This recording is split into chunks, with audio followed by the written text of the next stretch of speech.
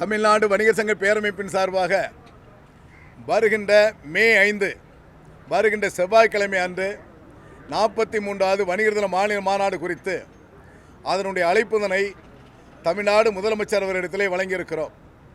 அதற்கு முக்கிய நோக்கம் என்பது 42 ஆண்டுகளாக நாங்கள் பல்வேறு கோரிக்கைகளை வைத்து குறிப்பாக 43வது மாநில மாநாட்டிலே அரசு வணிகர் தினம் என்பதை அரசாணை வெளியிட வேண்டும் என்பதை வலியுறுத்தி அதற்கேற்ப இந்த ஆண்டு நடைபெறுகின்ற மாநாடு இந்த தமிழகத்தினுடைய வரலாற்றிலே அரசாணை வெளியிட்டு வணிகர் தினமாக கொண்டாடுகிறோம்.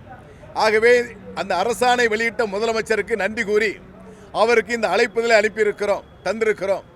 தமிழகம் முழுவதும் அனைத்து அரசியல் கட்சி தலைவர்களுக்கும் பேரமைப்பினுடைய மாநாட்டு அழைப்புகள் தந்து கொண்டிருக்கிறோம்.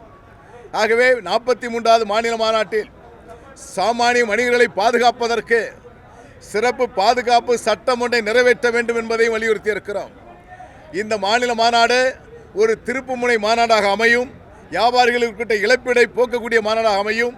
அதே போன்று மத்திய அரசு கேஸ் சிலிண்டர் விலை மிக கணிசமாக உயர்ந்திருக்கிறது. இந்த உயர்வு என்பது சாமானிய ஏழை எளிய மக்கள், கூலி தொழிலாளர்கள் இவர்களெல்லாம் உணவு சாப்பிடுகின்ற பொழுது அதற்கு கடுமையான உச்சமான விலை உயர்ந்துவிடும்.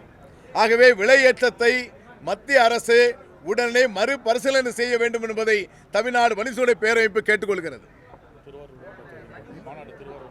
மாநாடு திருவாரூரில் நடைபெறுகின்ற மாநில மாநாட்டில் 40 ஏக்கர் இடப்பரப்பு அளவில் அங்கு வாகனம் நிறுத்துவதற்கு தனி இடம், மாநாட்டுக்கு என்று தனி இடம்.